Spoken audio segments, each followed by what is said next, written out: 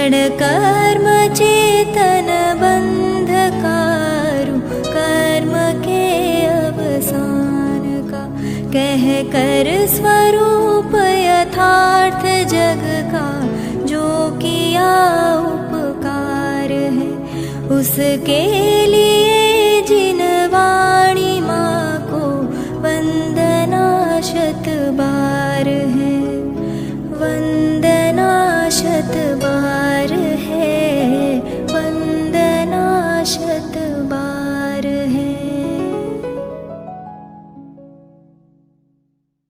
ओम नमः सिद्धेभ्यः, ओम नमः सिद्धेभ्यः। ओम अरहन्ताणं नमो सिद्धाणं, नमो आयर्याणं, नमो यच्छायाणं, नमो लोये सौसां। मंगलम भगवान वीरो, मंगलम गौतमो गणी, मंगलम कुंद कुंदार्यो जैन धर्मोऽस्तु मंगलम्। सर्वमंगल मांगल्यं सर्वकल्याणकारकं, प्रधानं सर्वधर्माणां जैनं जयतु शास्त्रम्। आत्म बने परमात्मा हो, शांति सारे देश, देशना सर्वोदये, वीर के संदेश।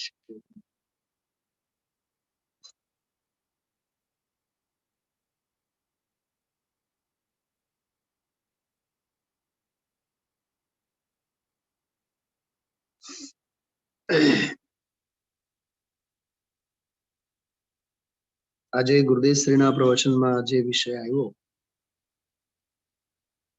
30-35 મિનિટ આપણે થોડીક એની જ ચર્ચા કરીએ. બહુ માર્મિક એવો બોલ છે, ચિંતન બિંદુ છે. પ્રકરણ ચાલે છે આમાં 53 નંબરની ગાથાથી 66 નંબરની ગાથા સુધી 14 ગાથાઓ છે, 14 બોલ છે. આ ગ્રંથની ભાષામાં કહેવાય 14 સૂત્રો, એ ગાથા સૂત્રો. 14 ગાથાઓના વિશે પ્રકરણમાં પુણ્ય અને પાપની એકતાની વાત. બંને સરખા છે, બેઉ સરખા જ છે. પાપ નરક તિર્યંચ આદિ ઉગતિનું બંધનું કારણ છે, માઠા પરિણામ. પણ પુણ્યના પરિણામ સ્વર્ગ અને મનુષ્ય આદિકના દાતા છે. કહેવાનો અર્થ, એક સોનાની બેડી છે તો બીજી લોખંડની બેડી છે. બેઉની સમાનતાની વાત આમાં સિદ્ધ કરે છે. બહુ આ અદ્યોપાંત વિશે આપણે અત્રે વાંચીએ છીએ. ગઈકાલે 57મી ગાથા ઉપર આપણે ગુરુદેવ શ્રીનું પ્રવચન સાંભળ્યા હતા, જેમાં 57 અને 58, 57 નંબરની જ ગાથા, જેમાં ગઈકાલે ખાસ કરીને આપણે નિદાન બંધની મુખ્યતાએ બધી ચર્ચા આવી હતી. ક્યારે કોઈ પણ જાતના નિદાન બંધ ન થાય, નિદાન ન થાય. નિદાન કહેવાનો અર્થ આ લોક સંબંધી, પરલોક સંબંધી જે ઈચ્છાઓ છે, આકાંક્ષાઓ છે. થોડીક વાત આજે પણ આવી હતી, શુભમ ચક્રવર્તીની જયારે વાત કરી ત્યારે જ વાત આવી હતી. ધ્યાનથી સાંભળ્યું તમે લોકો બધાએ કે શુભમ ચક્રવર્તી જે મરીને 7મે નરકે ગયો, બહુ સરસ વાત હતી. કર્ણાની યોગની બહુ માર્મિક વાત હતી. સલાકા પુરુષોના પદ સમ્યક દ્રષ્ટિ જ્ઞાનીઓને જ મળે. સલાકા પુરુષોના પદ તો કેમ કે તીર્થંકર છે, ચક્રવર્તી છે, કામદેવ તો નહીં આવે શલાકામાં, પણ વાસુદેવ, પ્રતિવાસુદેવ, નારાયણ, પ્રતિનારાયણ, બલભદ્ર, 24 તીર્થંકર, 12 ચક્રવર્તી અને 9 નારાયણ, 9 પ્રતિનારાયણ અને 9 બલભદ્ર, આ બધા કહેવાય છે શલાકા પુરુષો. બરાબર, 63 શલાકા પુરુષો છે. તો 63 શલાકા પુરુષો સમ્યક દ્રષ્ટિ જીવને જ એ પદો મળે છે. ખ્યાલમાં આવ્યું? એ મિથ્યા દ્રષ્ટિ નતા હતા ક્યારે પણ સમકિત થતા પહેલા, આ શલાકા પુરુષની પર્યાય પ્રગટ થતા પહેલા અથવા શલાકા પુરુષ પર્યાય બાંધતા પહેલા, સમકિત પહેલા, સ્વરૂપની દ્રષ્ટિ પહેલા એ જીવોએ કોઈ એવા વિચિત્ર શલ્યો સેવ્યા હોય, નિદાન બાંધ્યું હોય, એ આવી વિચિત્ર દશાને પ્રાપ્ત છે. એટલે બ્રહ્મદત્ત ચક્રવર્તી સમકિત પહેલા એને આવા નિદાન બાંધેલા, એટલે 6 ખંડ જીત્યા બાદ પણ બીજા હજી 6 ખંડ હશે, એમી લોભના સંસ્કારના નિદાન શલ્યના બળે 7મી નરકે ગયું. મને આજે ખાસ આ વાત માટે પણ બહુ સ્પર્શી, આ વિષય લેવાનું મન માટે પણ થયું છે કે 57મી ગાથામાં ત્યાંથી જ વાત, 56મી ગાથામાં તો એમ કીધું કે નરકાદિકમાં જો જીવ પાપને લીધે થાય અને ત્યાં ધર્મ સન્મુખ થાય તો એવો પાપે હજો, એવો પાપે સારું છે. ત્યાં તો પાપના સારપની જાણે કે વાત કરી. અને મેં આપ સૌને કાલે જ મેં કીધું હતું, કાલે ખ્યાલ હશે આપ સૌને, એવી વાત કરી હતી, આમાંથી કઈ પાપની પ્રેરણા લેવા માટેની વાત નથી. આ કે હાલો યોગીન્દુ દેવે તો કહી જ દીધું છે કે એવો પાપ પણ સારો, પણ કયા અર્થમાં પાપ સારો? હા, માથે ઘણ વાગે અને જીવ ધર્મ તરફ જો વળે, હા, તો ની વાત છે. અને ઉદયમાં પૂર્વમાં બંધાયેલા ઉદયમાં આવે તો ની વાત છે. થોડુંક ઝડપથી જોજો, હું જે પાના કહું છું પાના આપ કાઢજો. 197, 197 પાનું, 197, 197 નંબરનું પાનું છે. જે આ 56 નંબરની ગાથા છે ને, એના પહેલા જો સંસ્કૃતમાં શું લખ્યું છે? એન પાપ ફલેન, એટલે જે પાપ ફળને લીધે જીવો દુઃખમ પ્રાપ્ય, દુઃખને પ્રાપ્ત કરીને, અર્થાત નરકાદિકમાં જઈને, નરકાદિકના દુઃખોને પામીને. હવે જો આખી વાત પલટાઈ જાય છે. દુઃખ વિનાશાર્થમ, જો દુઃખોને તો પામેલો છે સાહેબ, દુઃખોને તો પામેલો છે પૂર્વ ઉદયને લીધે, પણ દુઃખ વિનાશાર્થમ, દુઃખોના નાશને માટે ધર્માભિમુખો ભવતી, ધર્મને સન્મુખ થાય છે. તો તત પાપમ અપી સમીચીનમ, તો એવો પાપ પણ શું છે? સારો છે. જો આ બધું સમજાવવાની શૈલી છે. હા, કોણ છે સાહેબ? પપ્પા છે. હા, સમજો વડીલ હોય ઘરના, આપણે વિચારો, હા, આમ ઘોડા જેવી તાકાત હોય ને, તો હાય ધંધો, હાય ધંધો, હાય ધંધો, હાય પૈસા, હાય પૈસા, એની પાછળ જ દોડે. બરાબર, શરીર હાલે ને ત્યાં સુધી ધંધો વ્યાપાર, ધંધો વ્યાપાર, ધંધો વ્યાપાર, દુનિયાના પંચાતમાંથી જીવ નવરો જ નથી થતો. ઓકે, હવે ખાટલા વશ થયા, બોલો કાકા, હવે ખાટલા વશ થયા. બોલો પુણ્યનો ઉદય કે પાપનો ઉદય?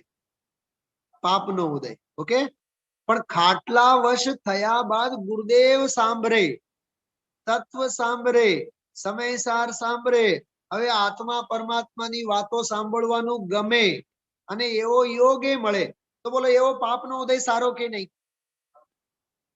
ઈ આ વાત છે. નરકની બહુ મોટી મોટી વાતો નહીં કરીએ આપણે, પણ આપણા પ્રેક્ટિકલ જીવનમાં શું કાકા સમજાય છે? અરે તબિયત લાચાર હોય, ખાટલા વશ થયા હોય, ખાવા પીવાનું બધું ખાટલા ઉપર જ, પણ આવીને સાધર્મી આપણને સમાધિ સંભળાવે, સમયસારની ગાથાઓ સંભળાવે, આત્મા પરમાત્માની ધર્મની ચર્ચા સંભળાવે. બોલો, એક તરફ જુઓ તો પાપનો ઉદય છે શરીરે, પણ આત્માનો ખોરાક મળી રહે છે ને, તો પુણ્યનો ઉદય છે. હવે ગઈકાલ રાત્રે જે મેં વાત કરી હતી ભય સંજ્ઞાની, છેલ્લા 8-9 મહિનાથી ભયથી ફફડીએ છીએ. અને બીજી વાત કઈ કરી હતી, કેવા હોલસેલ ભાવે આપણે ધર્મ કર્યા, સવારે 3 કલાક, બપોરે 3 કલાક, સાંજે 2-3 કલાક. હા, કેટલાય તો આખી જિંદગી ગુરુદેવશ્રીને ન સાંભળ્યા હોય તો સેંકડો પ્રવચનો સાંભળી નાખ્યા. બોલો, આમ જુઓ તો પાપનો ઉદય, અને ઓમ જુઓ તો ઈ પાપનો ઉદય પણ સારો. એટલો પ્રેક્ટિકલ વિષય છે આ. હા, દુઃખ में સુમિરન સબ કરે, આ પરમ સત્ય છે. કબીરદાસ નો છંદ છે, કબીર નો. દુઃખ में સુમિરન સબ કરે. કાકા વાત સાચી કે નહીં? હા, સુખ में કરે ન કોઈ. હાથે ઘા વાગે ને તો નમો અનંતાણમ નમો સિદ્ધાણમ યાદ આવે.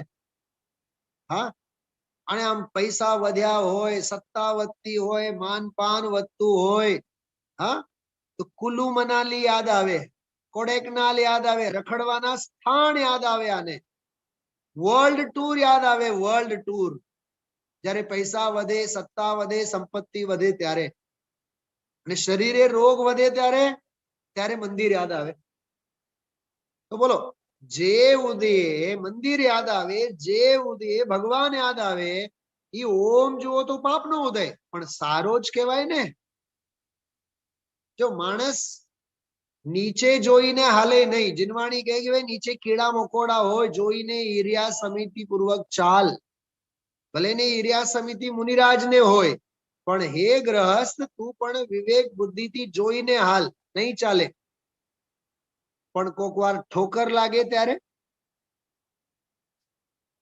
ઠોકર લાગે, ઓલું નથી કીધું આપણે કે दूध का जला छाछ भी फूक फूक कर पीता है. दूध का जला छाछ भी फूक फूक कर पीता है. એક વખત ઠોકર લાગી હોય ને પછી જો તમે કેવી સાવધાની આવી જાય. તો ઓમ જુઓ તો ઠોકર લાગવું ઈ પાપનો ઉદય છે, પણ ઠોકર લાગ્યો તો સુધર્યો ને, તો એ પુણ્યનો ઉદય છે. આપણે ઉદયને કઈ રીતે લઈએ છીએ એ આપણા અભિપ્રાય ઉપર નિર્ભર છે. એટલે આ 56 નંબરની ગાથા એમ કહે છે કે પાપના ફળે દુઃખ પામ્યો, પણ દુઃખોના નાશ માટે હવે ધર્માભિમુખ થાય છે જીવ, તો ખરેખર એનો પાપનો ઉદય પણ સારો છે. પછી એમાં નરકના આના તેના બધા ઉદાહરણો આપ્યા. હવે 57 નંબરની ગાથા જો, 214 નંબરનું પાનું, 214 નંબરનું પાનું.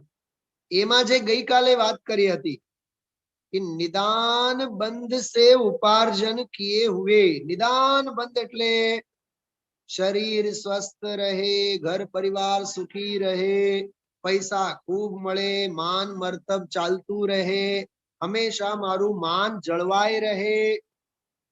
બોલો, દુનિયાભરના માન સન્માનનો ભિખારીપણું સેવું એ નિદાન બંધ છે. બરાબર?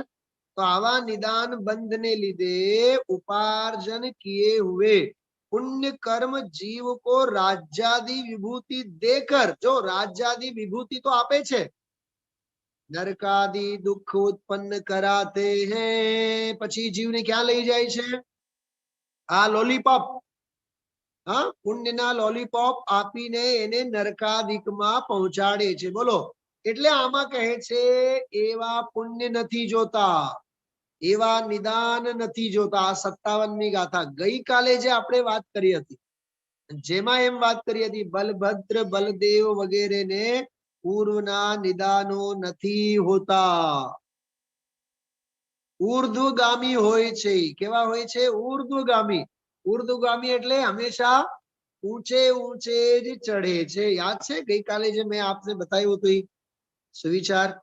જો જો એક સેકન્ડ જો, બધા સ્ક્રીન ઉપર જોજો બરાબર. આપણે આની વાત કરી હતી. જો ઉર્ધ્વગાહા બલદેવાહા સ્યુ, નિર્નિદાનાહા ભવાંતરે. પૂર્વભાવમાં જેણે નિદાન બંધ કર્યો નથી એવા બળદેવો ઉર્ધ્વગામી થાય છે. નિદાન નહીં. હું તો તમને ત્યાંથી વાત કરું. જો નાની નાની વાતો, આપણે રેલવે ટિકિટ લેવા માટે ગયા, હવે તો ઓનલાઈન બધું થયું છે, પણ પહેલા જઈને બારીએ આપણે લાઈનમાં ઊભું રહેવું પડતું, બરોબર? મનમાં ક્યારે એવા શલ્ય નહીં કાઢવા મને ટિકિટ મળશે કે નહીં. મળવા લાયક હશે તો મળશે જ. કેમ કે જો જો દેખી વીત રાગને સો સો હોસી વીરારે. નાની નાની બાબતમાં આપણે આમ વિચારવાનું. ન મળે તો આકુલતા નહીં, મળે તો હરક પદુડા નહીં. મળવા લાયક હતું એટલે મળ્યું. અને સાંભળો સાંભળો, બહુ સરસ વાત કરું છું. ટિકિટ તો મળી ગઈ, પણ ટ્રેન ઉપડશે જ જરૂરી છે? ટ્રેન કેન્સલ થાય કે નહીં? ફ્લાઇટ કેન્સલ થાય કે નહીં? આ કોરોનાના કાળમાં કેવા મહિનાભર સુધી બધા વિદેશના ફ્લાઇટ બધા કેન્સલ થયા કે નહીં? ના આવવાના ના જવાના, પણ 2-3 4 મહિના પહેલા તો ટિકિટ તો લીધી હોય ને. શું વિચારીને લીધું? આપણે કન્ફર્મ ટિકિટ જોઈએ, ટિકિટ લઈ લઈએ. ટિકિટ તો લઈ લીધા, પણ ટિકિટ લેવા માત્રથી, ટિકિટ બુક કરવા માત્રથી ટ્રેન ઉપડશે જ જરૂરી નથી. કેમ? કેમ કે થવા લાયક થાય છે. એમ આ વસ્તુ સ્વરૂપ છે. આપણે નાની નાની બાબતોમાં મેં કર્યું નહીં, થયું. થયું એવું આપણા અભિપ્રાયમાં આવતો જ નથી. મેં કર્યું એવો અહમ અને અભિમાન જ આવે છે. એટલે વિચારજો, એ બાબત બહુ સરસ વાત છે. હવે એના પછીની વાત આમાં આવી 58 નંબરની ગાથામાં. એને માટે 228મું પાનું, 228. આખો આ પ્રવચન એટલો સરસ વિચારમાં લેવા જેવો છે. જો 2-3 ન્યાય આમાં બહુ સરસ આવ્યા.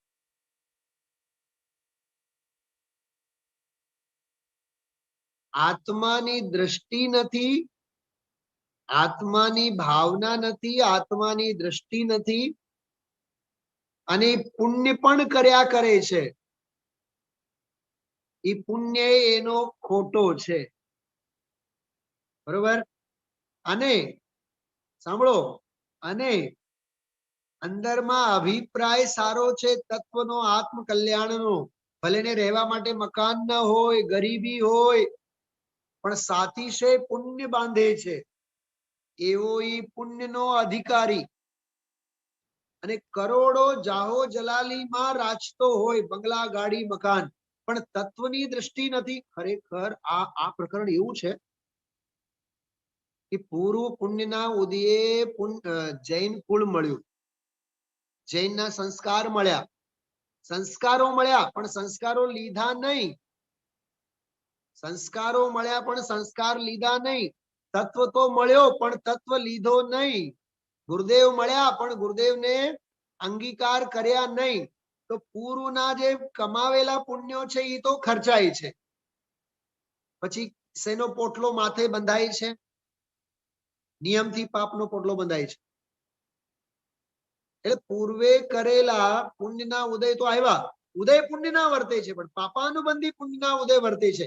એને માટે આમાં શબ્દો વાપર્યું છે, પાપનો અધિકારી છે. શેનો અધિકારી છે? એ પાપનો અધિકારી છે. એ નરક નિગોદમાં જવાના, ખોટી ગતિ એનો નિશ્ચિત છે એમ.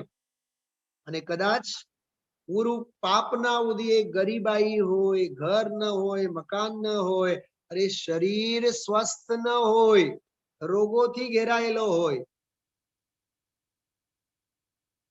વાતે વાતે એનો અપમાન થતો હોય, માન ઘવાતો હોય, ઘર પરિવારના જીવો પ્રતિકૂળ હોય, સંયોગો બધા પ્રતિકૂળ હોય, શરીર પ્રતિકૂળ હોય, અને અંદરમાં સમ્યક દ્રષ્ટિ સંકિતને લઈને બેઠો હોય, બોલો એ ક્યાં જશે?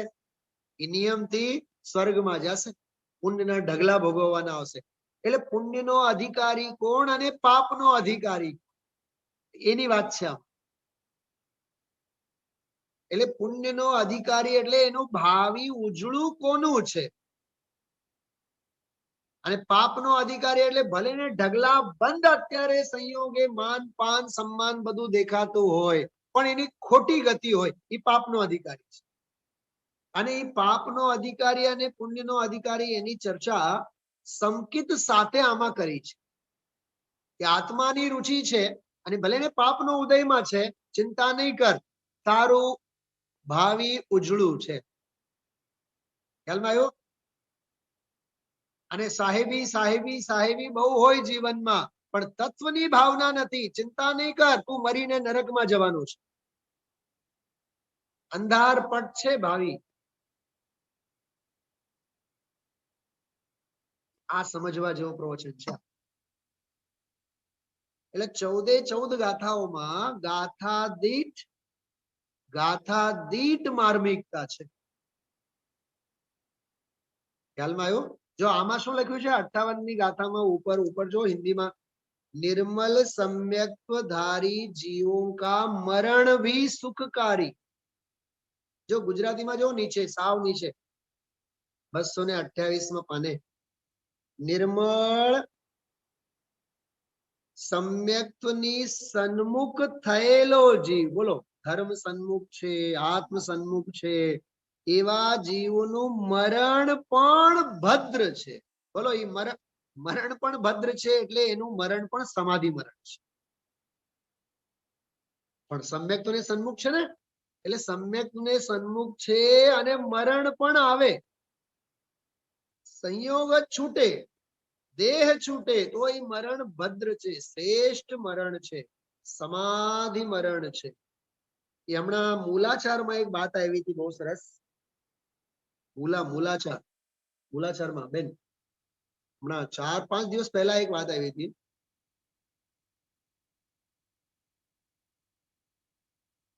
સમાધિ મરણ પૂર્વક જીવ એક વખત જો મરે એટલે સમાધિમય જીવન વિતાવે અને સમાધિ પૂર્વક દેહને છોડે, તો એ વધી વધીને 15 ભાવમાં મોક્ષે નિયમથી જાય.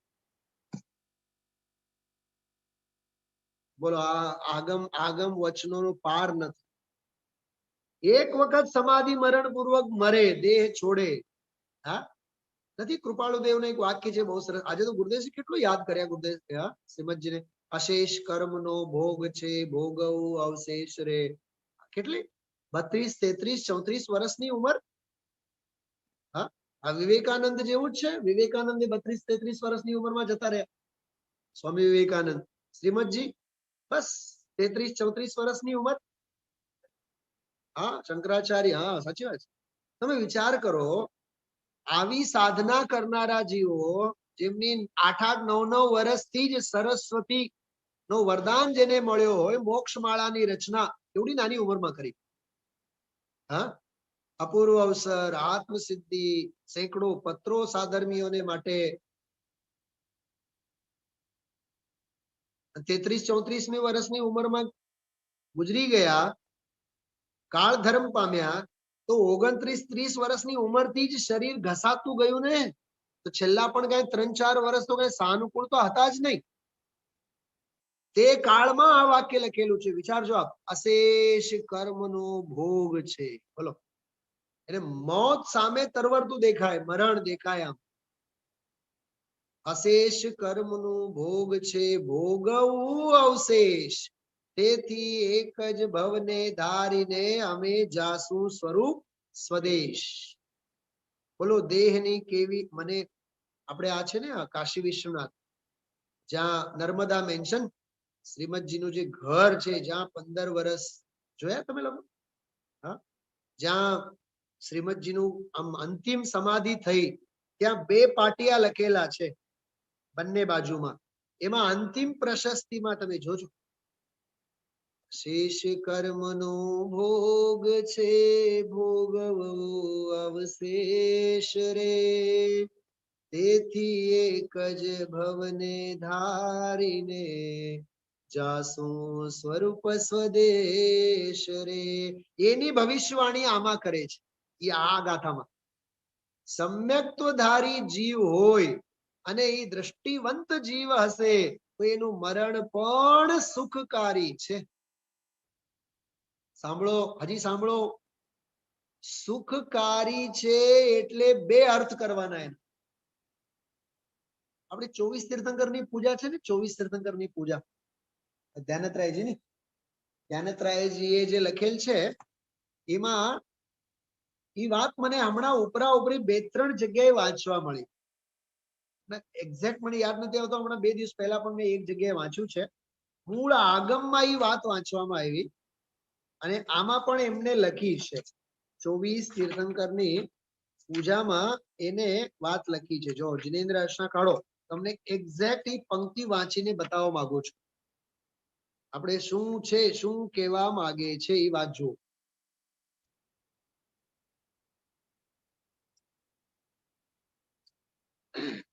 એમાં એવું લખ્યું છે, મને આમ પંક્તિ તો મોઢે છે, યાદ આવે છે, પણ હું તમને મૂળમાં વાંચીને બતાવવા માંગુ છું.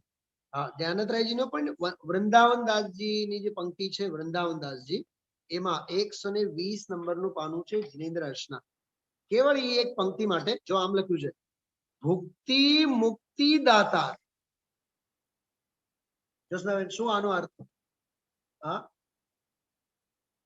શું બેન જાય છે? ભુક્તિ એટલે ભોગ, ભોગ એટલે સ્વર્ગાદિકનો યોગ, ઊંચામાં ઊંચા સ્વર્ગમાં જાય એનું નામ ભુક્તિ, અને મુક્તિ એટલે મોક્ષ.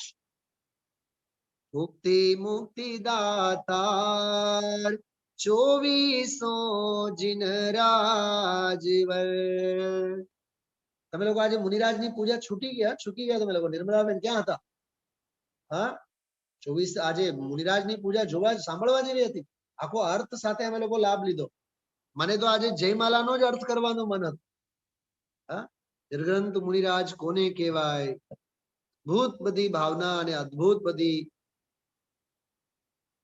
અરે પુષ્પના છંદમાં તો એવું કીધું, સુમેરુ પર્વત જેવી રીતે ડગે નહીં, તેવી રીતે કામ વિકારને લીધે મુનિરાજનું ચિત્ત જરાય વિચલિત ન થાય. બોલો. મોક્ષના છંદમાં એમ કીધું, નિર્વાંચક છે, નિરીહ છે, નિર્મોહ છે, છતાં એને મોક્ષનું ફળ મળે છે. અને અનર્ઘ્ય પદમાં તો એવું કીધું છેલ્લા અર્ઘ્યમાં, ચક્રવર્તી જેવા ચક્રવર્તી આવીને ચરણોમાં નતમસ્તક થાય તોય માથું ઊંચું કરીને એના તરફ જુએ નહીં, કેમ કે ખરું સન્માન તો અંદરનું મળેલું છે. હવે શું બહારનું સન્માનની ભીખ માંગવાની? આપણે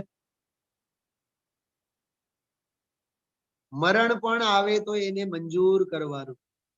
ભુક્તિ મુક્તિ દાતાર 24 જીન રાજવર. આ 24 તીર્થંકરો કેવા છે? ભુક્તિ અને મુક્તિને આપનાર છે. તો પરંપરા એ સ્વર્ગાદિકની પ્રાપ્તિ આપનાર બાપનારની વાત નથી, આ તો પુણ્ય બંધ થાય તોની વાત છે. હા, ભુક્તિ અને મુક્તિ.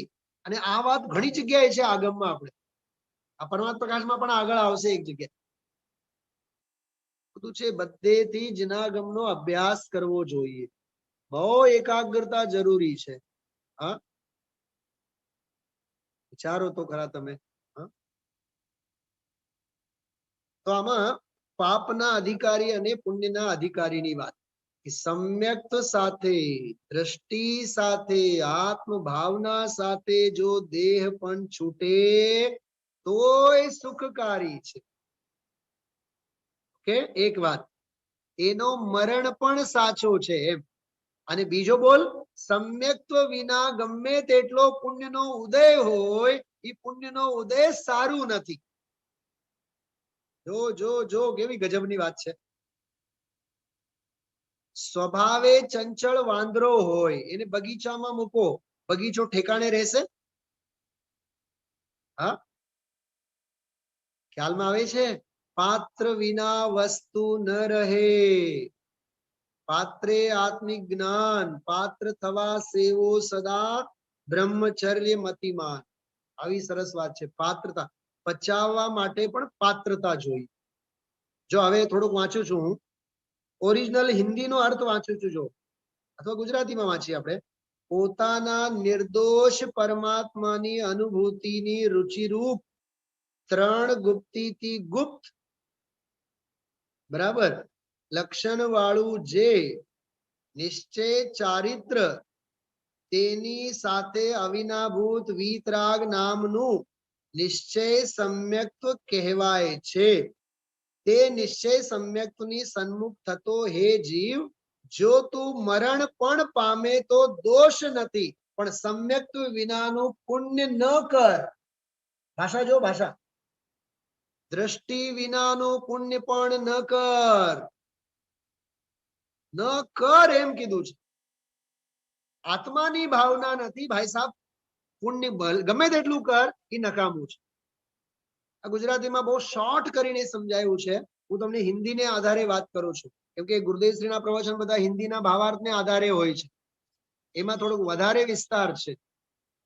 જો વાંચું છું ભાવાર્થ હિન્દીમાં 228 228મું પાનું.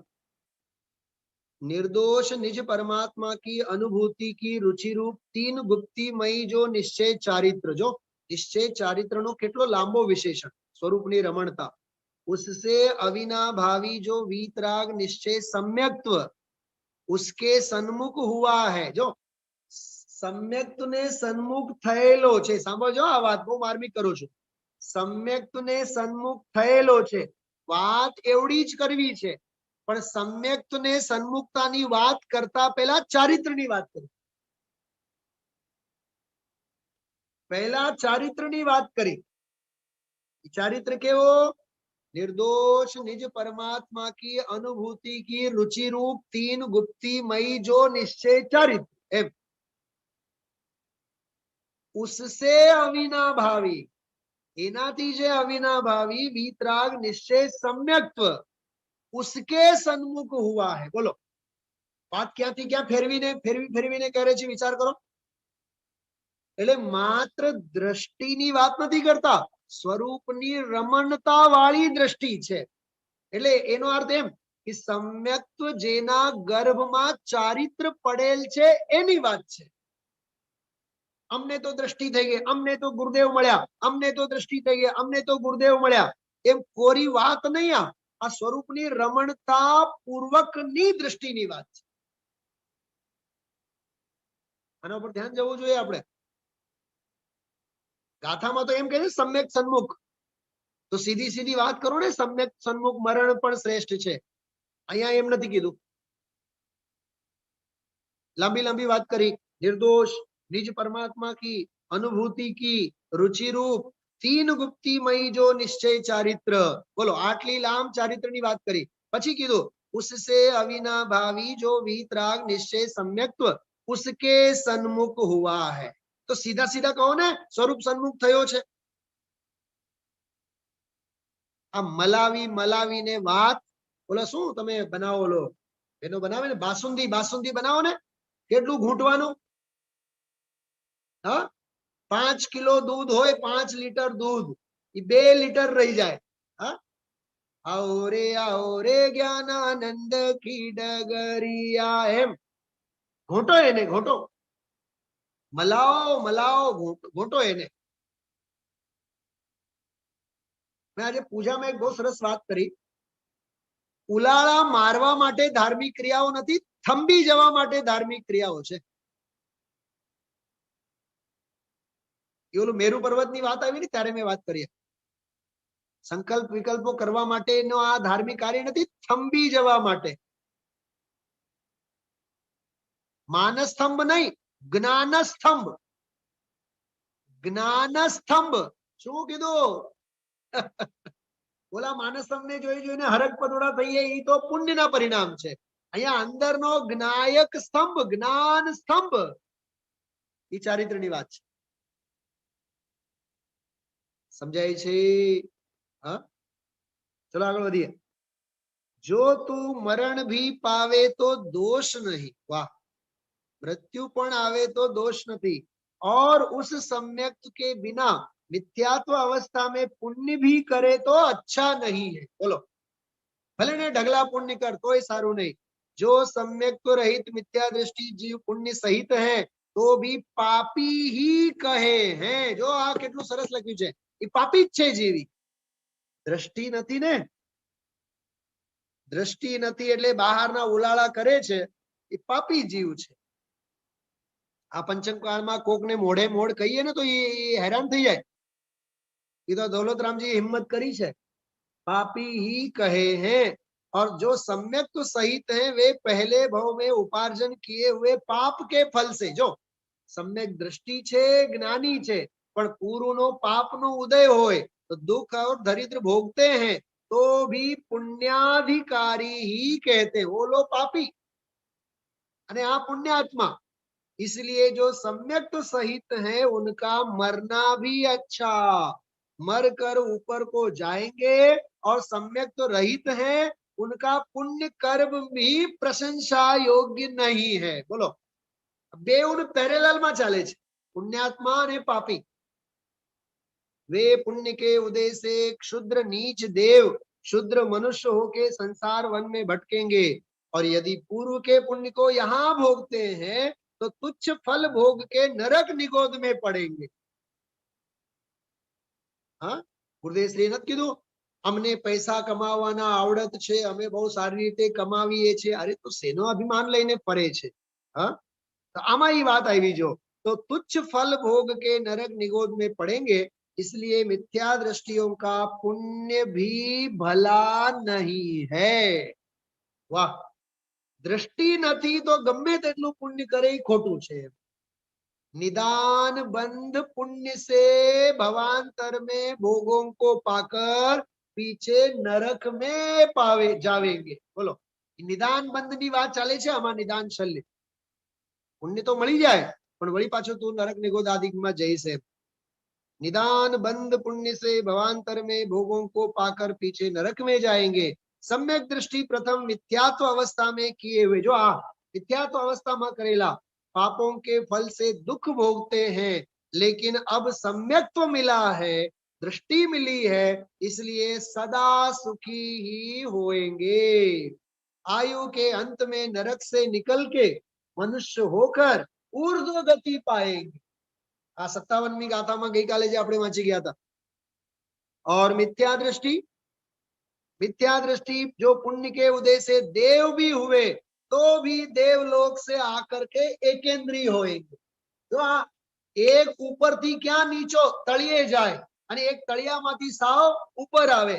વિચાર કરો કેવું ઊંધું ચત્તું છે બધું. આ સાહેબ ધંધા વેપારમાં પણ આવું છે કે નહીં? બોલો. હા, पुण्य पाप फल माही हरख विलखो मत भाई, यह पर जाए उपजे विन से फिर थाई. पुण्यना ने पापना उदय में तू हरख पदुड़ो थामा. पोताना बाहुबळनो अभिमान लेवानी जरूर नथी. दृष्टि साची छे अने उदय पापनो छे तो भले रहेवा दो. दृष्टि साची छे, धर्मनी तत्वनी दृष्टि साची छे अने संयोगे उदय में पापना उदय ढगला छे तोय चिंता नहीं कर, तारू उजळू भविष्य छे. अने आखी दुनिया तने खम्मा खम्मा करे, खम्मा खम्मा करे, खम्मा खम्मा करे, पण धर्मना संस्कार जो नथी तो याद राखजे भावी तारू अंधार पट छे. आटલું જ આ ગાથામાં કહેવામાં આવ્યું. એટલે બધો દારોમદાર પોતાના અભિપ્રાય ઉપર, પોતાના પુરુષાર્થ ઉપર, પોતાની તત્વની ભાવના ઉપર છે. इसलिए दूसरी जगह भी वर પછી આગળ એક જે બીજી ગાથા છે એને આધારે કીધું सम्यक तो सहित नरक में रहना भी अच्छा और सम्यक तो रहित का स्वर्ग में निवास भी शोभा नहीं देता. बराबर. आटली आ अद्भुत चर्चा आ गाथाમાં આજે ગુરુદેવશ્રી કરી છે. પાપના અધિકારી અને પુણ્યના અધિકારી કેવી રીતે કોણ જીવ હોય અને હોઈ શકે એની બધી મીમાંસા છે. વાંચજો 2 વખત 3 વખત 4 વખત વાંચજો. આવું તત્વ છોડવા જેવું નથી. આજે ગુરુદેવશ્રી બોલ્યા આવું તો કોક વાર આવે. આજે બોલ્યા ફરીથી આવું તો કોક વાર આવે. ખ્યાલમાં આવ્યું? કરોડો ધંધો અને વ્યાપાર અને બહારની બધી પ્રવૃત્તિને તાળા મારીને આનો લાભ લેવો જ જોઈએ. જરાય ચૂકવા જેવું નથી.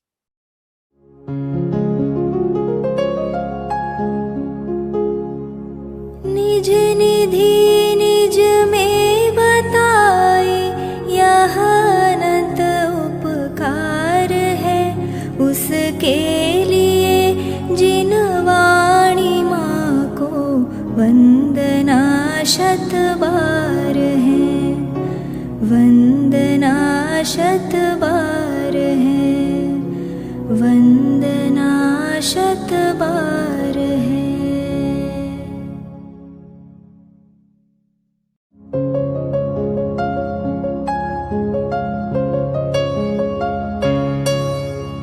हे जिन वाणी भारती तो ही जपो दिन रैन, जो तेरी शरणा गहे सो पावे सुख चैन। जा वाणी के ज्ञान दे सूझे लोकालोक, सो वाणी मस्तक नवो सदा देत हो ढोक।